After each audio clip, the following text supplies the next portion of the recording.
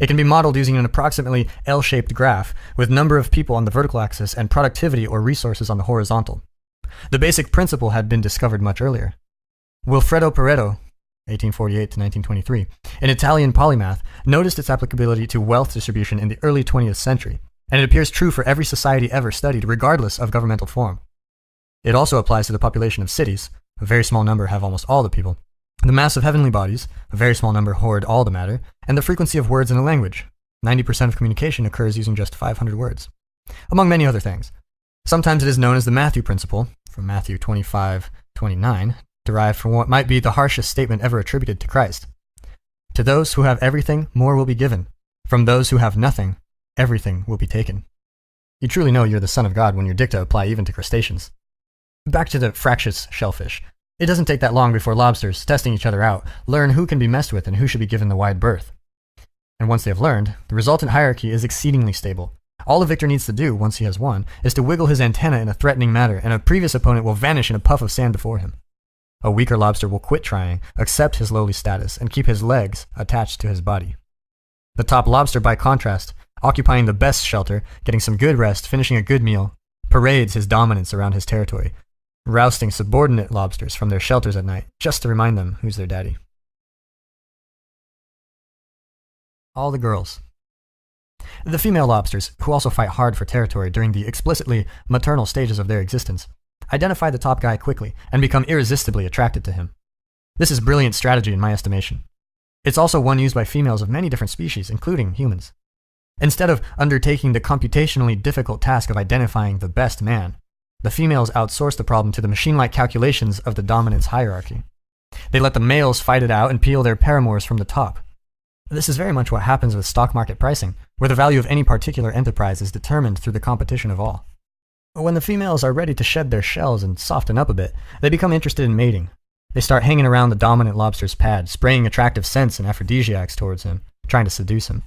His aggression has made him successful, so he's likely to react in a dominant, irritable manner. Furthermore, he's large, healthy, and powerful. It's no easy task to switch his attention from fighting to mating. If properly charmed, however, he will change his behavior towards the female. This is the lobster equivalent of 50 Shades of Grey, the fastest-selling paperback of all time, and the eternal Beauty and the Beast plot of archetypal romance. This is the pattern of behavior continually represented in the sexually explicit literary fantasies that are as popular among women as provocative images of naked women are among men. It should be pointed out, however, that sheer physical power is an unstable basis on which to found lasting dominance, as the Dutch primatologist Frans de Waal, has taken pains to demonstrate. Among the chimp troops he studied, males who were successful in the longer term had to buttress their physical prowess with more sophisticated attributes. Even the most brutal chimp despot can be taken down, after all, by two opponents, each 3/4 as mean. In consequence, males who stay on top longer are those who form reciprocal coalitions with their lower status compatriots, and who pay careful attention to the troops' females and their infants. The political ploy of baby kissing is literally millions of years old. But lobsters are still comparatively primitive, so the bare plot elements of beast and beauty suffice for them. Once the beast has been successfully charmed, the successful female lobster will disrobe, shedding her shell, making herself dangerously soft, vulnerable, and ready to mate. At the right moment, the male, now converted into a careful lover, deposits a packet of sperm into the appropriate receptacle. Afterward, the female hangs around and hardens up for a couple of weeks, another phenomenon not entirely unknown among human beings. At her leisure, she returns to her own domicile, laden with fertilized eggs. At this point, another female will attempt to do the same thing, and so on. The dominant male, with his upright and confident posture, not only gets the prime real estate and easiest access to the best hunting grounds, he also gets all the girls. It is exponentially more worthwhile to be successful if you are a lobster and male. Why is all this relevant? For an amazing number of reasons, apart from those that are comically obvious. First, we know that lobsters have been around, in one form or another, for more than 350 million years. This is a very long time. 65 million years ago, there were still dinosaurs. That is the unimaginably distant past to us. To lobsters, however, dinosaurs were the nouveau riche, who appeared and disappeared in the flow of near-eternal time. This means that dominance hierarchies have been an essentially permanent feature of the environment to which all complex life has adapted. 1/3 of a billion years ago, brains and nervous systems were comparatively simple. Nonetheless, they already had the structure and neural chemistry necessary to process information about status and society. The importance of this fact can hardly be overstated. The nature of nature. It is a truism of biology that evolution is conservative. When something evolves, it must build upon what nature has already produced. New features may be added, and old features may undergo some alteration, but most things remain the same. It is for this reason that the wings of bats, the hands of human beings, and the fins of whales look astonishingly alike in their skeletal form. They even have the same number of bones. Evolution laid down the cornerstones for basic physiology long ago. Now, evolution works in large part through variation and natural selection. Variation exists for many reasons, including gene shuffling, to put it simply, and random mutation. Individuals vary within a species for such reasons. Nature chooses from among them across time. That theory, as stated, appears to account for the continual alteration of life forms over the eons. But there's an additional question lurking under the surface. What exactly is the nature in natural selection, quote unquote?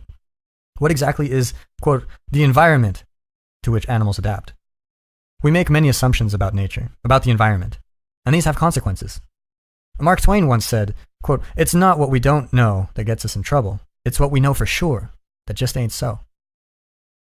First, it is easy to assume that nature is something with a nature, something static, but it's not.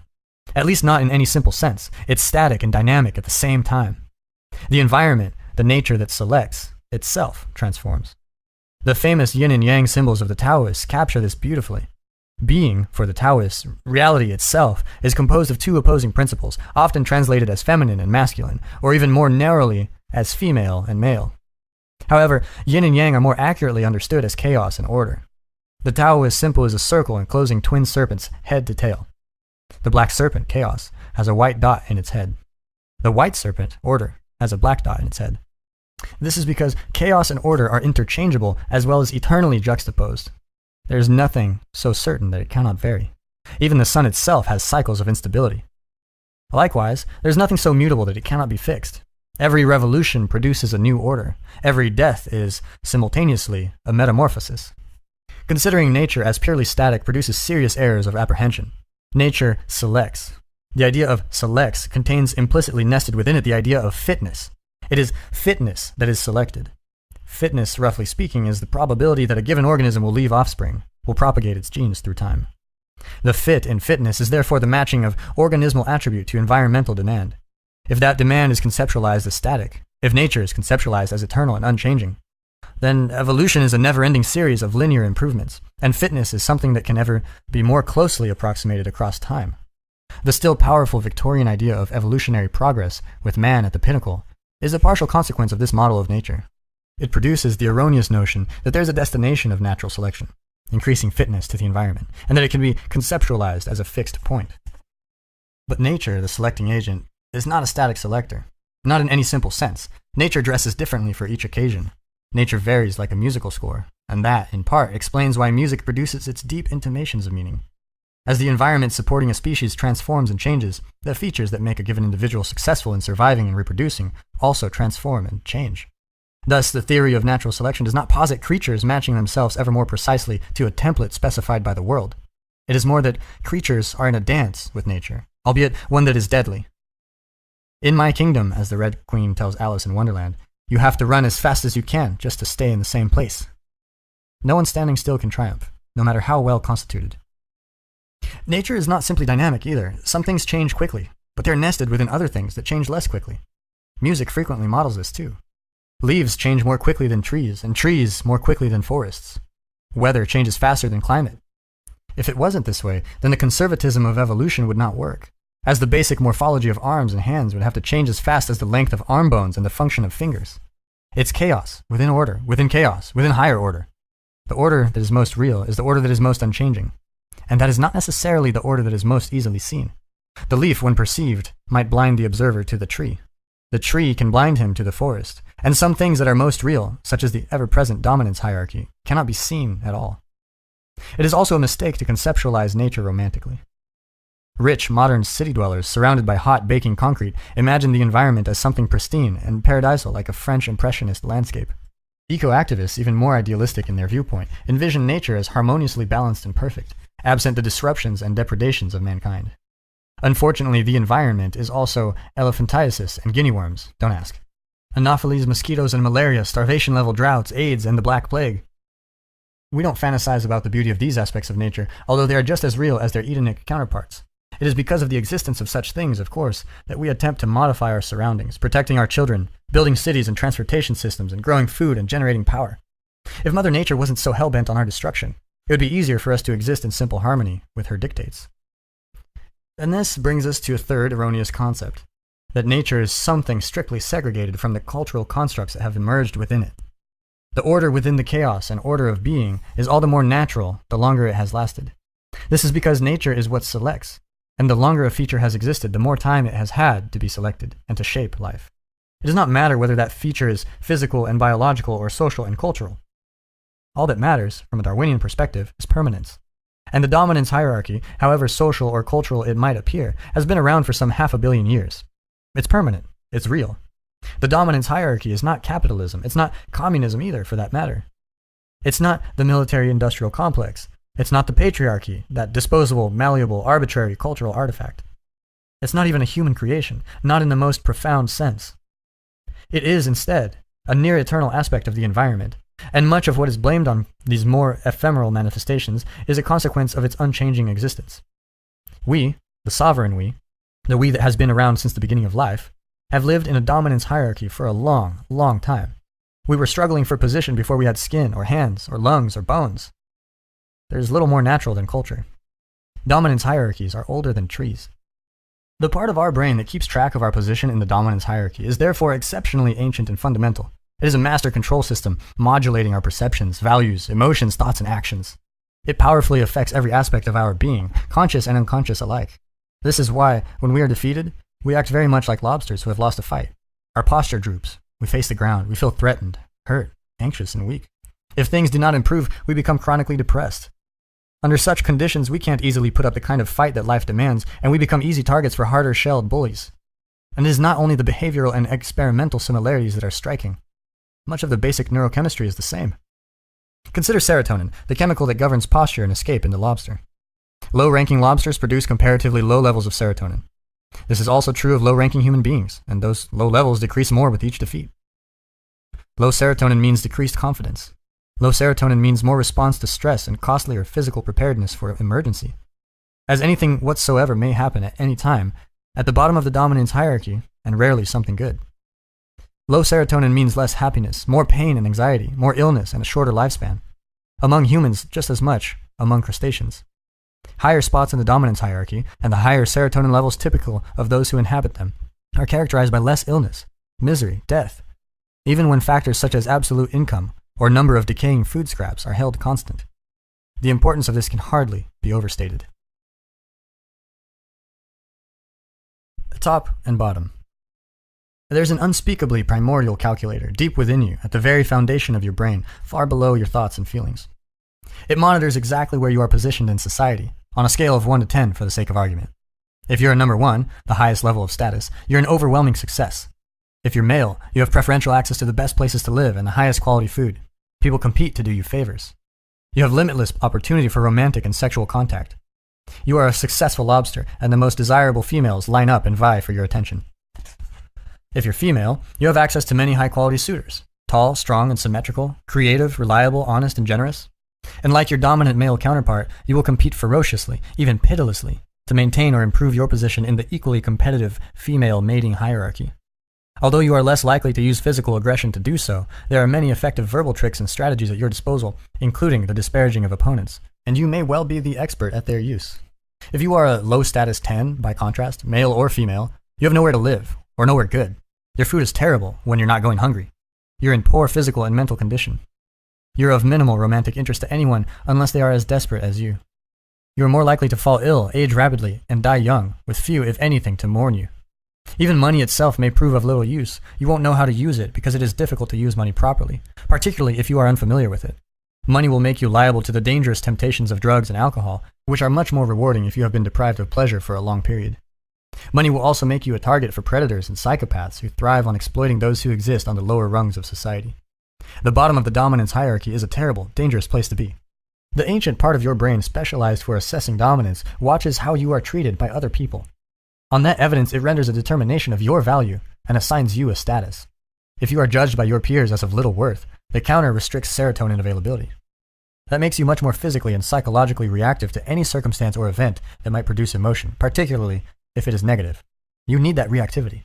Emergencies are common at the bottom, and you must be ready to survive. Unfortunately, that physical hyper-response, that constant alertness, burns up a lot of precious energy and physical resources. This response is really what everyone calls stress, and it is by no means only, or even primarily, psychological. It's a reflection of the genuine constraints of unfortunate circumstances. When operating at the bottom, the ancient brain counter assumes that even the smallest unexpected impediment might produce an uncontrollable chain of negative events, which will have to be handled alone, as useful friends are rare indeed on society's fringes. You will therefore continually sacrifice what you could otherwise physically store for the future, using it up on heightened readiness and the possibility of immediate panicked action in the present. When you don't know what to do, you must be prepared to do anything and everything in case it becomes necessary. You're sitting in your car with the gas and brake pedals both punched to the mat. Too much of that and everything falls apart. The ancient counter will even shut down your immune system, expanding the energy and resources required for future health now, during the crises of the present. It will render you impulsive, so that you will jump, for example, at any short-term mating opportunities or any possibilities of pleasure, no matter how subpar, disgraceful, or illegal. It will leave you far more likely to live or die carelessly for a rare opportunity at pleasure when it manifests itself. The physical demands of emergency preparedness will wear you down in every way.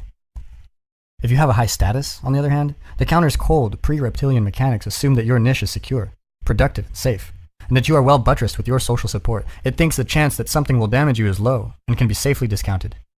Change might be opportunity instead of disaster. The serotonin flows plentifully. This renders you confident and calm, standing tall and straight, and much less on constant alert. Because your position is secure, the future is likely to be good for you. It's worthwhile to think in the long term and plan for a better tomorrow. You don't need to grasp impulsively at whatever crumbs come to your way, because you can realistically expect good things to remain available.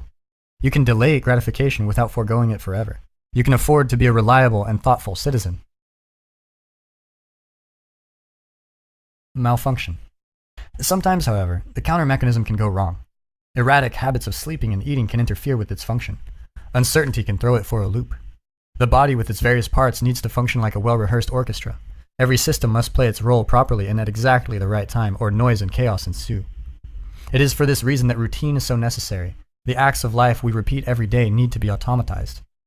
They must be turned into stable and reliable habits, so they lose their complexity and gain predictability and simplicity. This can be perceived most clearly in the case of small children, who are delightful and comical and playful when their sleeping and eating schedules are stable, and horrible and whiny and nasty when they are not. It is for such reasons that I always ask my clinical clients first about sleep. Do they wake up in the morning at approximately the time the typical person wakes up and at the same time every day?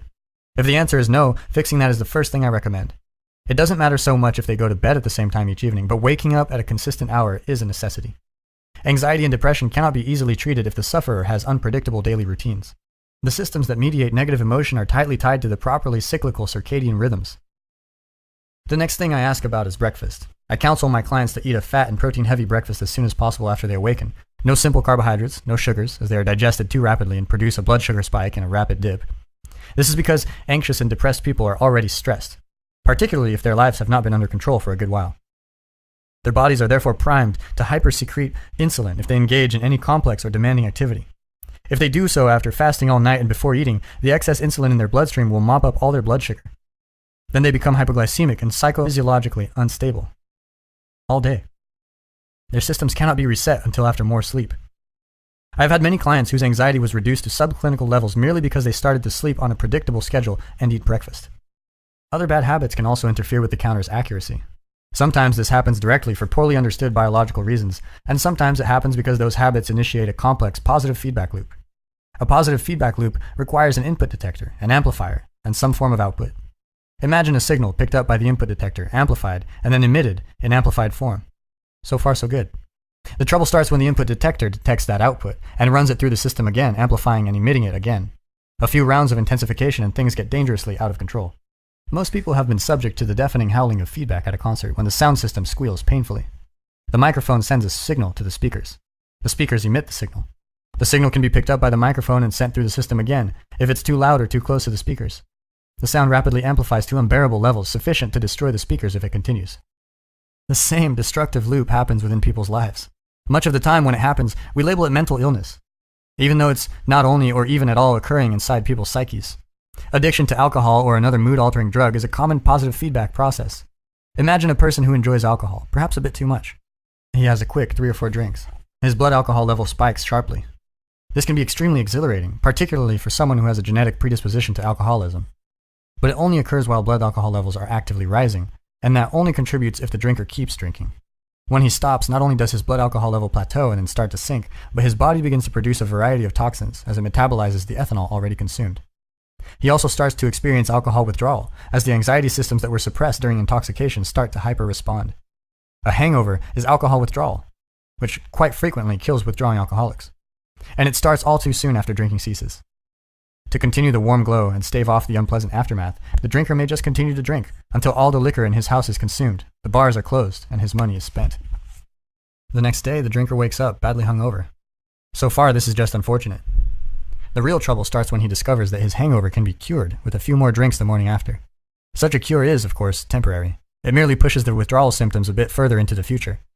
But that might be what is required in the short term if the misery is sufficiently acute.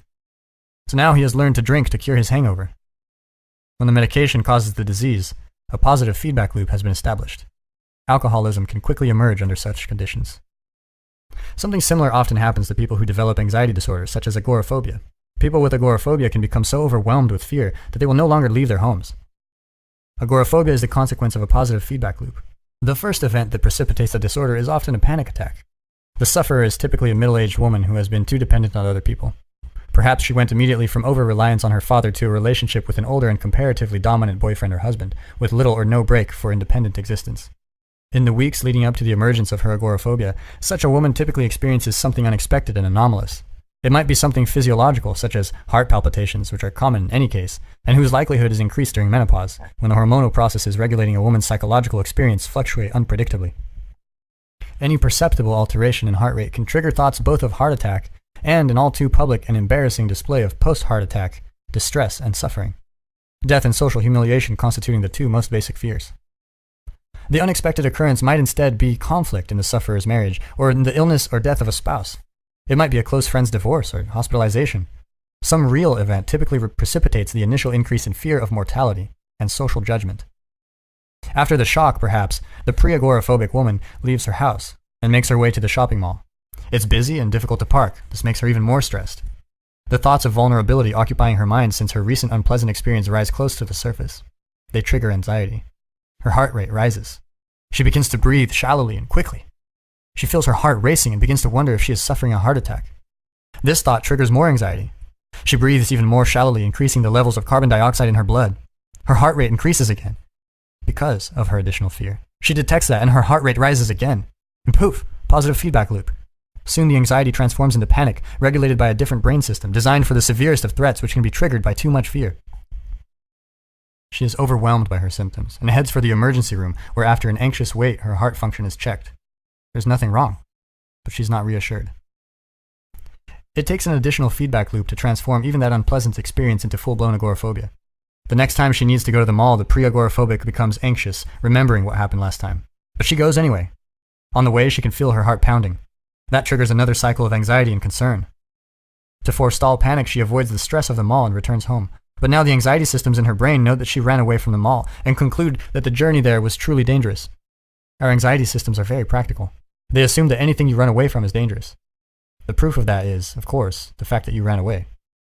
So now the mall is tagged too dangerous to approach, or the budding agoraphobic has labeled herself too fragile to approach the mall. Perhaps that is not yet taking things far enough to cause her real trouble. There are other places to shop. But maybe the nearby supermarket is mall-like enough to trigger a similar response. When she visits it instead and then retreats, now the supermarket occupies the same category. Then it's the corner store. Then it's buses and taxis and subways. Soon it's everywhere. The agoraphobic will eventually become afraid of her house and would run away from that if she could, but she can't. Soon she's stuck in her home. Anxiety-induced retreat makes everything retreated from more anxiety-inducing. Anxiety-induced retreat makes the self smaller and the ever more dangerous world larger. There are many systems of interaction between brain, body, and social world that can get caught in positive feedback loops. Depressed people, for example, can start feeling useless and burdensome, as well as grief-stricken and pained. This makes them withdraw from contact with friends and family. Then the withdrawal makes them more lonesome and isolated, and more likely to feel useless and burdensome. Then they withdraw more. In this manner, depression spirals and amplifies. If someone is badly hurt at some point in life, traumatized, The dominance counter can transform in a manner that makes additional hurt more rather than less likely. This often happens in the case of people, now adults, who were viciously bullied during childhood or adolescence. They become anxious and easily upset. They shield themselves with a defensive crouch and avoid the direct eye contact interpretable as a dominance challenge. This means that the damage caused by the bullying, the lowering of status and confidence, can continue, even after the bullying has ended. In the simplest of cases, the former lowly persons have matured and moved to new and more successful places in their lives. But they don't fully notice. Their now counterproductive physiological adaptations to earlier reality remain, and they are more stressed and uncertain than is necessary. In more complex cases, a habitual assumption of subordination renders the person more stressed and uncertain than necessary, and their habitually submissive posturing continues to attract genuine negative attention from one or more of the fewer and generally less successful bullies still extant in the adult world. In such situations, the psychological consequence of the previous bullying increases the likelihood of continued bullying in the present, even though, strictly speaking, it wouldn't have to, because of maturation or geographical relocation or continued education or improvement in objective status. Rising up. Sometimes people are bullied because they can't fight back. This can happen to people who are weaker physically than their opponents. This is one of the most common reasons for the bullying experienced by children. Even the toughest of 6-year-olds is no match for someone who is 9. A lot of that power differential disappears in adulthood, however, with the rough stabilization and matching of physical size.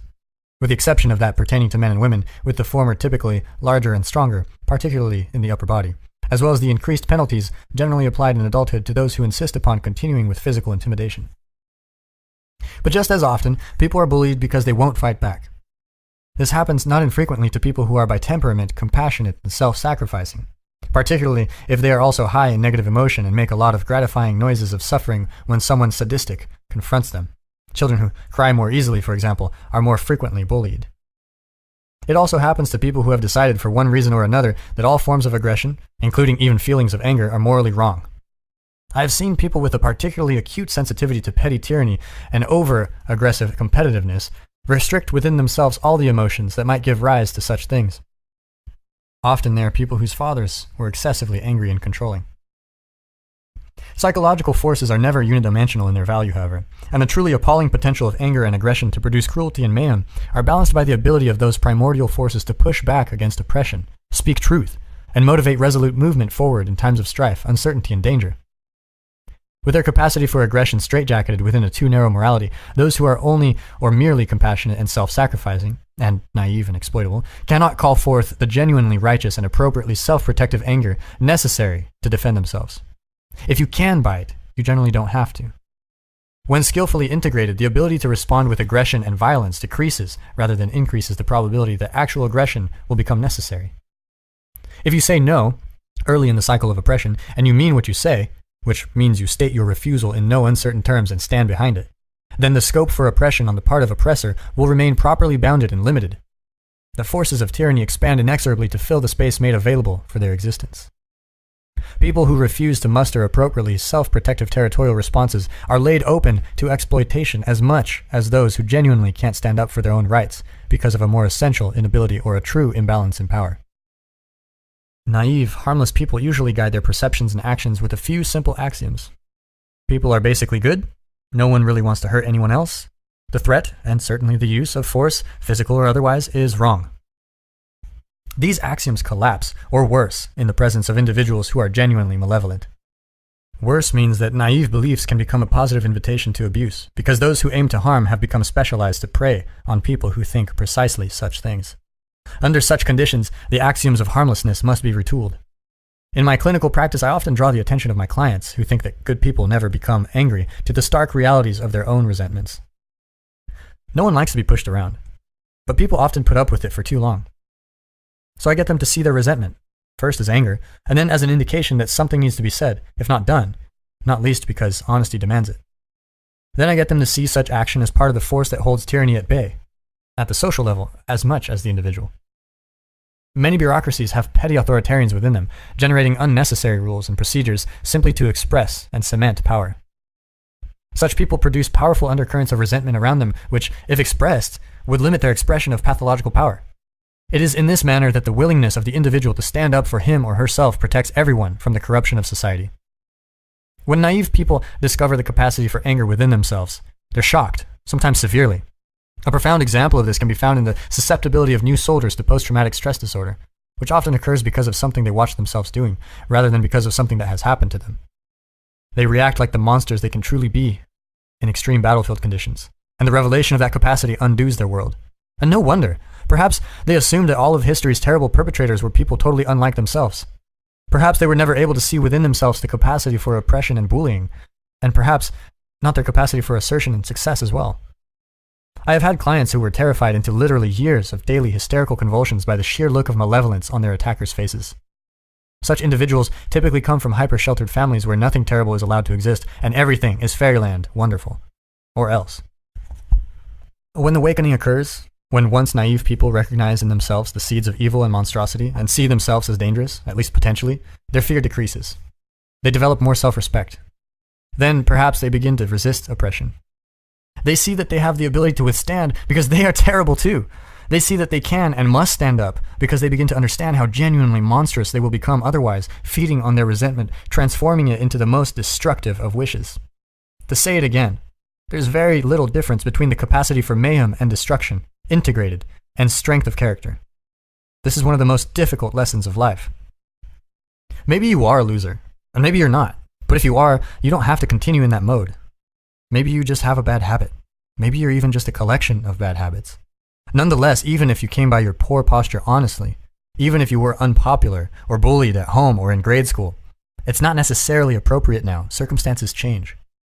If you slump around with the same bearing that characterizes a defeated lobster, people will assign you a lower status, and the old counter that you share with crustaceans, sitting at the very base of your brain, will assign you a low dominance number.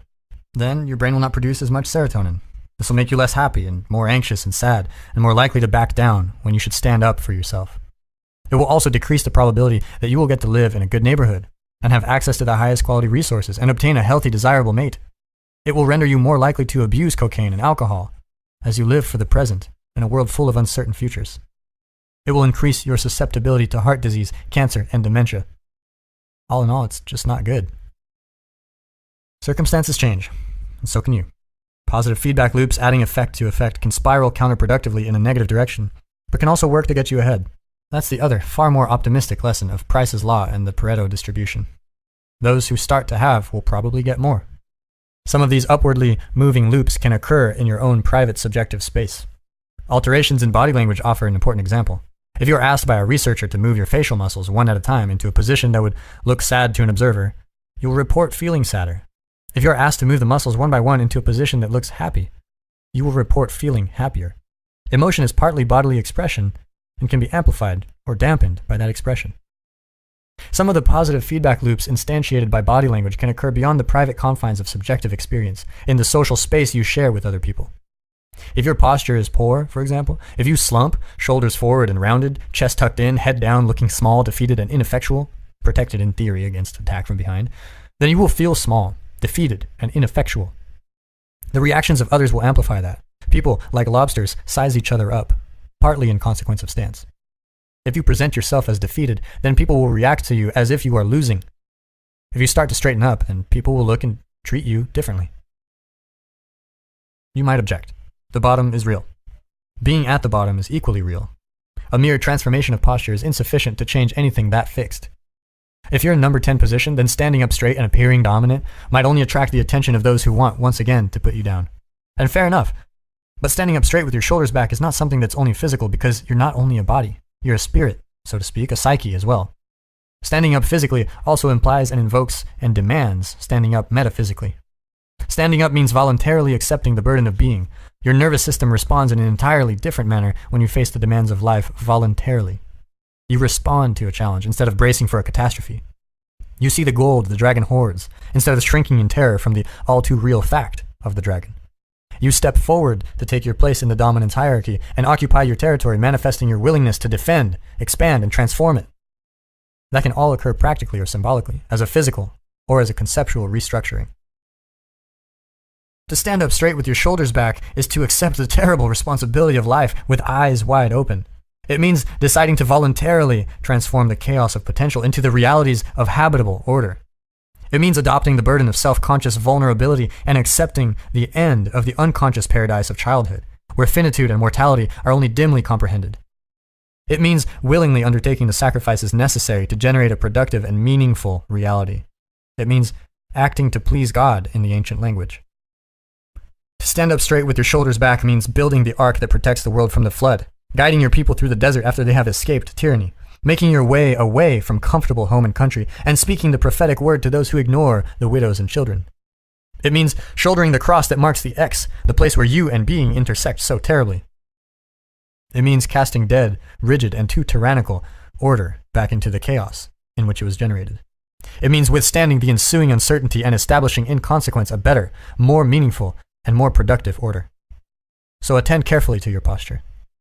Quit drooping and hunching around. Speak your mind. Put your desires forward, as if you had a right to them, at least the same right as others. Walk tall and gaze forthrightly ahead. Dare to be dangerous. Encourage the serotonin to flow plentifully through the neural pathways desperate for its calming influence. People, including yourself, will start to assume that you are competent and able, or at least they will not immediately conclude the reverse. Emboldened by the positive responses you are now receiving, you will begin to be less anxious. You will then find it easier to pay attention to the subtle social cues that people exchange when they are communicating. Your conversations will flow better, with fewer awkward pauses. This will make you more likely to meet people, interact with them, and impress them. Doing so will not only genuinely increase the probability that good things will happen to you, it will also make those good things feel better when they do happen. Thus, strengthened and emboldened, you may choose to embrace being and work for its furtherance and improvement. Thus, strengthened, you may be able to stand, even during the illness of a loved one, even during the death of a parent, and allow others to find strength alongside you when they could otherwise be overwhelmed with despair. Thus emboldened, you will embark on the voyage of your life. Let your light shine, so to speak, on the heavenly hill, and pursue your rightful destiny. Then the meaning of your life may be sufficient to keep the corrupting influence of mortal despair at bay. Then you may be able to accept the terrible burden of the world and find joy. Look for your inspiration to the victorious lobster, with its 350 million years of practical wisdom. Stand up straight, with your shoulders back. 12 Rules for Life, by Jordan Peterson. Rule 2. Treat yourself like someone you are responsible for helping. Why won't you just take your damn pills? Imagine that 100 people are prescribed a drug. Consider what happens next. 1/3 of them won't fill the prescription. Half of the remaining 67 will fill it, but won't take the medication correctly. They'll miss doses. They'll quit taking it early. They might not even take it at all. Physicians and pharmacists tend to blame such patients for their noncompliance, inaction, and error. You can lead a horse to water, they reason. Psychologists tend to take a dim view of such judgments. We are trained to assume that the failure of patients to follow professional advice is the fault of the practitioner, not the patient. We believe the healthcare provider has a responsibility to prefer advice that will be followed, offer interventions that will be respected, plan with the patient or client until the desired result is achieved, and follow up to ensure that everything is going correctly. This is just one of the many things that make psychologists so wonderful. Of course, we have the luxury of time with our clients, unlike other more beleaguered professionals who wonder why sick people won't take their medication. What's wrong with them? Don't they want to get better? Here's something worse. Imagine that someone receives an organ transplant. Imagine it's a kidney. A transplant typically occurs only after a long period of anxious waiting on the part of the recipient. Only a minority of people donate organs when they die, and even fewer when they're still alive. Only a small number of donated organs are a good match for any hopeful recipient. This means that the typical kidney transplantee has been undergoing dialysis, the only alternative, for years. Dialysis involves passing all the patient's blood out of his or her body through a machine and back in. It is an unlikely and miraculous treatment, so that's all good, but it's not pleasant. It must happen 5 to 7 times a week for 8 hours at a time. It should happen every time the patient sleeps. That's too much. No one wants to stay on dialysis. Now, one of the complications of transplantation is rejection. Your body does not like it when parts of someone else's body are stitched into it. Your immune system will attack and destroy such foreign elements, even when they're crucial to your own survival. To stop this from happening, you must take an anti-rejection drug, which weakens immunity, increasing your susceptibility to infectious disease. Most people are happy to accept the trade-off. Recipients of transplants still suffer the effects of organ rejection despite the existence and utility of these drugs. And it's not because the drugs fail, although they sometimes do. It's more often because those prescribed the drugs do not take them. This beggars belief. It is seriously not good to have your kidneys fail. Dialysis is no picnic. Transplantation surgery occurs after long waiting at high risk and great expense.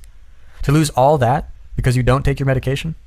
How could people do that to themselves? How could this possibly be? It's complicated, to be fair. Many people who receive a transplanted organ are isolated or beset by multiple physical health problems, to say nothing of problems associated with unemployment or family crisis. They may be cognitively impaired or depressed. They may not entirely trust their doctor or understand the necessity of the medication. Maybe they can barely afford the drugs and ration them desperately and unproductively. But, and this is the amazing thing, imagine that it isn't you who feels sick, it's your dog. So you take him to the vet. The vet gives you a prescription. What happens then? You have just as many reasons to distrust a vet as a doctor.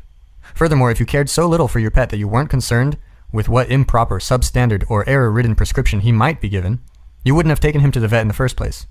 Thus, you care. Your actions prove it. In fact, on average, you care more. People are better at filling and properly administering prescription medication to their pets than to themselves. That's not good. Even from your pet's perspective, it's not good.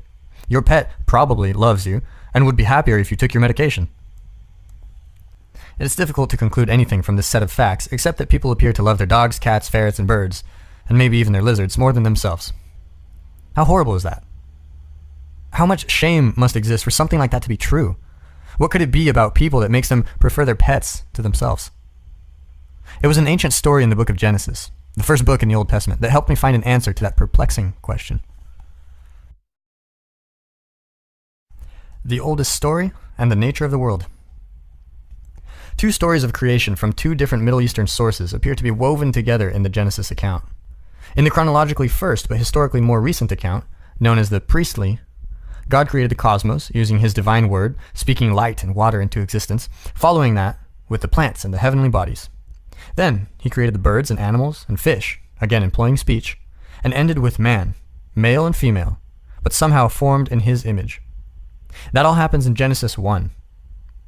In the second, older, Taoist version, we find another origin account involving Adam and Eve, where the details of creation differ somewhat, as well as the stories of Cain and Abel, Noah, and the Tower of Babel. That is Genesis 2 to 11. To understand Genesis 1, the priestly story, with its insistence on speech as the fundamental creative force, it is first necessary to review a few fundamental ancient assumptions. These are markedly different in type and intent from the assumptions of science, which are, historically speaking, quite novel. Scientific truths were made explicit a mere 500 years ago with the work of Francis Bacon, René Descartes, and Isaac Newton. In whatever manner our forebears viewed the world prior to that, it was not through a scientific lens, any more than they could view the moon and the stars through the glass lenses of the equally recent telescope. Because we are so scientific now, and so determinedly materialistic, it is very difficult for us to even understand that other ways of seeing can and do exist. But those who existed during the distant time in which the foundational epics of our culture emerged were much more concerned with the actions that dictated survival, and with interpreting the world in a manner commensurate with that goal, than with anything approximating what we now understand as objective truth. Before the dawn of the scientific worldview, reality was construed differently. Being was understood as a place of action, not a place of things. It was understood as something more akin to story or drama. That story or drama was lived, subjective experience as it manifested itself moment to moment in the consciousness of every living person. It was something similar to the stories we tell each other about our lives and their personal significance, something similar to the happenings that novelists describe when they capture existence in the pages of their books. Subjective experience, that includes familiar objects such as trees and clouds, primarily objective in their existence, but also, and more importantly, such things as emotions and dreams, as well as hunger, thirst, and pain. It is such things, experienced personally, that are most fundamental elements of human life from the archaic, dramatic perspective, and they are not easily reducible to the detached and objective, even by the modern reductionist, materialist mind. Take pain, for example, subjective pain.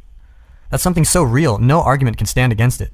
Everyone acts as if their pain is real, ultimately, finally, real. Pain matters. More than matter matters. It is for this reason, I believe, that so many of the world's traditions regard the suffering attendant upon existence as the irreducible truth of being. In any case, that which we subjectively experience can be likened much more to a novel or a movie than to a scientific description of physical reality.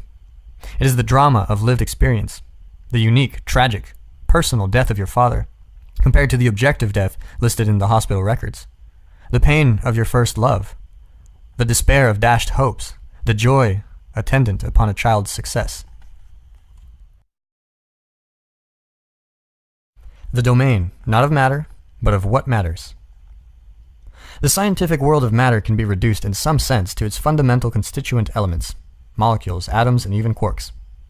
However, the world of experience has primal constituents as well. These are the necessary elements whose interactions define drama and fiction. One of these is chaos. Another is order. The third, as there are three, is the process that mediates between the two, which appears identical to what modern people call consciousness. It is our eternal subjugation to the first two that makes us doubt the validity of existence, that makes us throw up our hands in despair and fail to care for ourselves properly. It is proper understanding of the third that allows us the only real way out. Chaos is the domain of ignorance itself. It's unexplored territory. Chaos is what extends eternally and without limit beyond the boundaries of all states, all ideas, and all disciplines. It's the foreigner, the stranger, the member of another gang, the rustle in the bushes in the nighttime, the monster under the bed, the hidden anger of your mother, and the sickness of your child. Chaos is the despair and horror you feel when you have been profoundly betrayed. It's the place you end up when things fall apart, when your dreams die, your career collapses, or your marriage ends. It's the underworld of fairy tale and myth, where the dragon and the gold it guards eternally coexist. Chaos is where we are when we don't know where we are, and what we are doing when we don't know what we are doing. It is, in short, all these things and situations we neither know nor understand.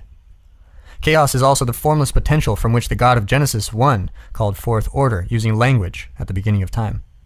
It's the same potential from which we, made in that image, call forth the novel and ever-changing moments of our lives. And chaos is freedom. Dreadful freedom, too. Order, by contrast, is explored territory. That's the hundreds of millions of years old hierarchy of place, position, and authority. That's the structure of society. It's the structure provided by biology, too, particularly insofar as you are adapted as you are to the structure of society. Order is tribe, religion, hearth, home, country. It's the warm, secure living room where the fireplace glows and the children play. It's the flag of the nation. It's the value of the currency. Order is the floor beneath your feet and your plan for the day. It is the greatness of tradition, the rows of desks in a school classroom, the trains that leave on time, the calendar, and the clock. Order is the public facade we're called upon to wear, the politeness of a gathering of civilized strangers, and the thin ice on which we all skate. Order is the place where the behavior of the world matches our expectations and our desires, the place where all things turn out the way we want them to. But order is sometimes tyranny, and stultification as well, when the demand for certainty and uniformity and purity becomes too one-sided. Where everything is certain, we're in order. We're there when things are going according to plan and nothing is new and disturbing. In the domain of order, things behave as God intended. We like to be there. Familiar environments are congenial. In order, we're able to think about things in the long term. There, things work, and we're stable, calm, and competent. We seldom leave places we understand, geographical or conceptual, for that reason. And we certainly do not like it when we are compelled to, or when it happens accidentally. You're in order when you have a loyal friend, a trustworthy ally. When the same person betrays you, sells you out, you move from the daytime world of clarity and light to the dark underworld of chaos, confusion, and despair. That's the same move you make and the same place you visit when the company you work starts to fail and your job is placed in doubt. When your tax return has been filed, that's order.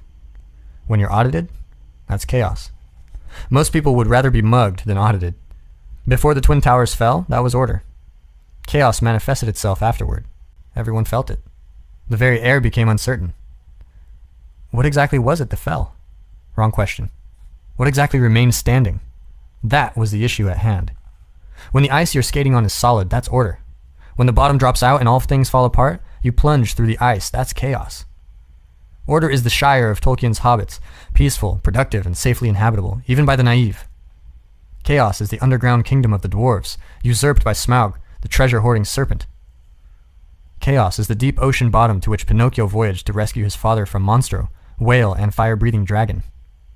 That journey into darkness and rescue is the most difficult thing a puppet must do if he wants to be real. If he wants to extract himself from the temptations of deceit and acting and victimization and impulsive pleasure and totalitarian subjugation. If he wants to take his place as a genuine being in the world. Order is the stability of your marriage. It's buttressed by the traditions of the past and by your expectations, grounded, often invisibly, in those traditions. Chaos is that stability crumbling under your feet when you discover your partner's infidelity. Chaos is the experience of reeling unbound and unsupported through space when your guiding routines and traditions collapse. Order is the place and time where the often visible axioms you live by organize your experience and your actions so that what should happen does happen. Chaos is the new place and time that emerges when tragedy strikes suddenly, or malevolence reveals its paralyzing visage, even in the confines of your own home. Something unexpected or undesired can always make its appearance when a plan is being laid out, regardless of how familiar the circumstances. When that happens, the territory has shifted.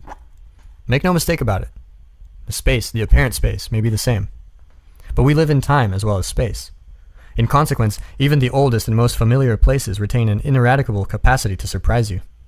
You may be cruising happily down the road in the automobile you have known and loved for years, but time is passing. The brakes could fail. You might be walking down the road in the body you have always relied on. If your heart malfunctions, even momentarily, everything changes. Friendly old dogs can still bite. Old and trusted friends can still deceive. New ideas can destroy old and comfortable certainties. Such things matter. They're real. Our brains respond instantly when chaos appears, with simple, hyper-fast circuits maintained from the ancient days, when our ancestors dwelled in trees and snakes struck in a flash. After that nigh-instantaneous, deeply reflexive bodily response comes the later evolving, more complex but slower responses of emotion. And after that comes thinking, of the higher order, which can extend over seconds, minutes, or years. All that response is instinctive in some sense. But the faster the response, the more instinctive. Chaos and order, personality, female and male. Chaos and order are two of the most fundamental elements of lived experience, two of the most basic subdivisions of being itself. But they're not things or objects, and they're not experienced as such. Things or objects are part of the objective world. They're inanimate, spiritless, they're dead. This is not true of chaos and order. Those are perceived, experienced, and understood, to the degree that they are understood at all, as personalities. And that is just as true of the perceptions, experiences, and understanding of modern people as their ancient forebears. It's just that moderners don't notice. Order and chaos are not understood first, objectively, as things or objects, and then personified. That would only be the case if we perceived objective reality first, and then inferred intent and purpose. But that isn't how perception operates, despite our preconceptions. Perception of things as tools, for example, occurs before or in concert with perception of things as objects. We see what things mean just as fast or faster than we see what they are. Perception of things as entities with personality also occurs before perception of things as things. This is particularly true of the action of others, living others, but we also see the non-living, objective world as animated, with purpose and intent. This is because of the operation of what psychologists have called the hyperactive agency detector within us. We evolved over millennia within intensely social circumstances. This means that the most significant elements of our environment of origin were personalities, not things, objects, or situations. The personalities we have evolved to perceive have been around in predictable form and in typical hierarchical configurations forever, for all intents and purposes. They have been male or female, for example, for 1 billion years. That's a long time. The division of life into its twin sexes occurred before the evolution of multicellular animals. It was in a still respectable 1/5 of that time that mammals, who take extensive care of their young, emerged. Thus, the category of parent and or child has been around for 200 million years. It's longer than birds have existed. That's longer than flowers have grown. It's not 1 billion years, but it's still a very long time.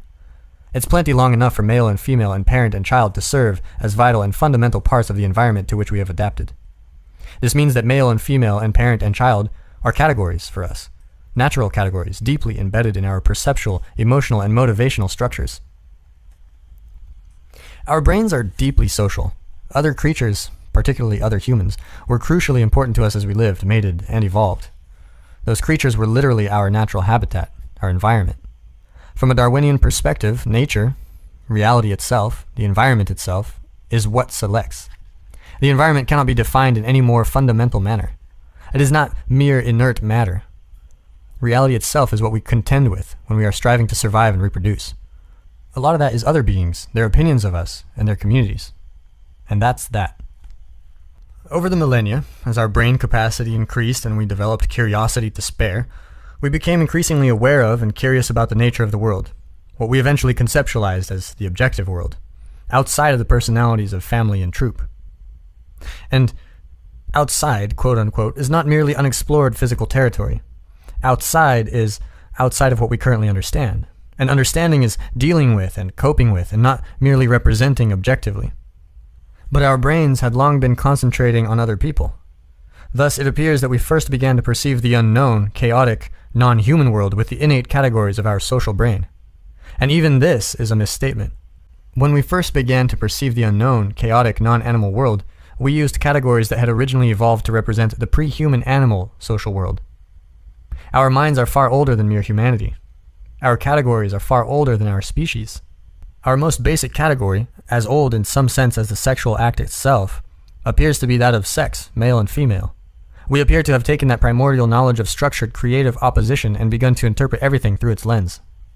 Order, the known, appears symbolically associated with masculinity, as illustrated in the aforementioned yang of the Taoist yin-yang symbol. This is perhaps because the primary hierarchical structure of human society is masculine, as it is among most animals, including the chimpanzees who are our closest genetic and arguably behavioral match. It is because men are, and throughout history have been, the builders of towns and cities, the engineers, stonemasons, bricklayers, and lumberjacks, the operators of heavy machinery. Order is God the Father, the eternal judge, ledger keeper and dispenser of rewards and punishments. Order is the peacetime army of policemen and soldiers. It's the political culture, the corporate environment and the system. It's the they in you know what they say. It's credit cards, classrooms, supermarket checkout lineups, turn-taking, traffic lights, and the familiar routes of daily commuters. Order, when pushed too far, when imbalanced, can also manifest itself destructively and terribly. It does so as the forced migration, the concentration camp, and the soul-devouring uniformity of the goose step. Chaos, the unknown, is symbolically associated with the feminine. This is partly because all the things we have come to know were born originally of the unknown, just as all beings we encountered were born of mothers. Chaos is the mater, origin, source, mother, materia, the substance from which all things are made. It is also what matters, or what is the matter, the very subject of matter of thought and communication. In its positive guise, chaos is possibility itself, the source of ideas, the mysterious realm of gestation and birth. As a negative force, it's the impenetrable darkness of a cave, and the accident by the side of the road. It's the mother grizzly, all compassion to her cubs, who marks you as a potential predator and tears you to pieces. Chaos, the eternal feminine, is also the crushing force of sexual selection. Women are choosy maters. Unlike female chimps, their closest animal counterparts, most men do not meet female human standards. It is for this reason that women on dating sites rate 85% of men as below average in attractiveness. It is for this reason that we all have twice as many female ancestors as male. Imagine that all the women who have ever lived have averaged one child. Now imagine that half the men who have ever lived have fathered 2 children, if they had any, while the other half fathered none. It is woman as nature who looks at half of all men and says, no. For the men, that's a direct encounter with chaos, and it occurs with devastating force every time they are turned down for a date. Human female choosiness is also why we are very different from the common ancestor we shared with our chimpanzee cousins, while the latter are very much the same. Women's proclivity to say no, more than any other force, has shaped our evolution into the creative, industrious, upright, large-brained, competitive, aggressive, domineering creatures that we are. It is nature as woman who says, well, bucko, you're good enough for a friend, but my experience of you so far has not indicated the suitability of your genetic material for continued propagation. Quote, end quote. The most profound religious symbols rely for their power in large part on this underlying fundamentally bipartisan conceptual subdivision. The Star of David is, for example, the downward-pointing triangle of femininity and the upward-pointing triangle of the male. Footnote on the triangle. It is of great interest in this regard that the 5-part Taiji 2, referred to in Chapter 1 and the source of the simpler yin-yang symbol, expresses the origin of the cosmos as, first, originating in the undifferentiated absolute, then dividing into yin and yang, chaos and order, feminine and masculine, and then into the 5 agents, wood, fire, earth, metal, water, and then, simply put, the 10,000 things, quote unquote. The Star of David, chaos/order, feminine/masculine, gives rise in the same way to the 4 basic elements, fire, air, water, and earth, out of which everything is built. A similar hexagram is used by the Hindus. The downward triangle symbolizes Shakti, the feminine, the upward triangle Shiva, the masculine. The 2 components are known as Om and Hrim, in Sanskrit. Remarkable examples of conceptual parallelism. Resuming. It's the same for the yoni and lingam of Hinduism, which come covered with snakes, our ancient adversaries and provocateurs. The Shiva Linga is depicted with snake deities called the Nagas. The ancient Egyptians represented Osiris, god of the state, and Isis, goddess of the underworld, as twin cobras with their tails knotted together. The same symbol was used in China to portray Fuxi and Nua, the creators of humanity and of writing. The representations in Christianity are less abstract, more like personalities, but the familiar Western images of the Virgin Mary with the Christ child and the Pietà both express the female/male dual unity, as does the traditional insistence on the androgyny of Christ. It should also be noted, finally, that the structure of the brain itself, at a gross morphological level, appears to reflect this duality. This, to me, indicates the fundamental, beyond the metaphorical reality of this symbolically feminine/masculine divide, since the brain is adapted, by definition, to reality itself. That is, reality conceptualized in this quasi-Darwinian manner. Elkanon Goldberg, student of the great Russian neuropsychologist Alexander Luria, has proposed quite lucidly and directly that the very hemispheric structure of the cortex reflects the fundamental division between novelty, the unknown or chaos, and routinization, the known, order. He doesn't make reference to the symbols representing the structure of the world in reference to this theory, but that's all the better. An idea is more credible when it emerges as a consequence of investigations in different realms. We already know all this, but we don't know we know it. But we immediately comprehend it when it's articulated in a manner such as this. Everyone understands order and chaos, world and underworld, when it's explained using these terms. We all have a palpable sense of the chaos lurking under everything familiar. That's why we understand the strange, surreal stories of Pinocchio and Sleeping Beauty and The Lion King and The Little Mermaid and Beauty and the Beast, with their eternal landscapes of known and unknown, world and underworld. We've all been in both places many times, sometimes by happenstance, sometimes by choice. Many things begin to fall into place when you begin to consciously understand the world in this manner. It's as if the knowledge of your body and soul falls into alignment with the knowledge of your intellect. And there's more. Such knowledge is prescriptive, as well as descriptive. This is the kind of knowing what that helps you know how. This is the kind of is from which you can derive an ought. The Taoist juxtaposition of yin and yang, for example, doesn't simply portray chaos and order as the fundamental elements of being. It also tells you how to act. The way, the Taoist path of life, is represented by, or exists on, the border between the twin serpents. The way is the path of proper being. It's the same way as that referred to by Christ in John chapter 14, verse 6. I am the way, and the truth, and the life. The same idea is expressed in Matthew chapter 7, verse 14. Because strait is the gate, and narrow is the way, which leadeth unto life, and few there be that find it. We eternally inhabit order, surrounded by chaos. We eternally occupy known territory, surrounded by the unknown. We experience meaningful engagement when we mediate appropriately between them. We are adapted, in the deepest Darwinian sense, not to world of objects, but to the meta-realities of order and chaos, yang and yin.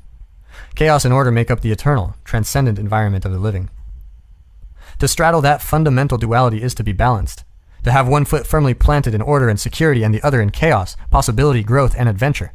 When life suddenly reveals itself as intense, gripping, and meaningful, when time passes and you're so engrossed in what you're doing and you don't notice, it is there and then that you are located precisely on the border between order and chaos.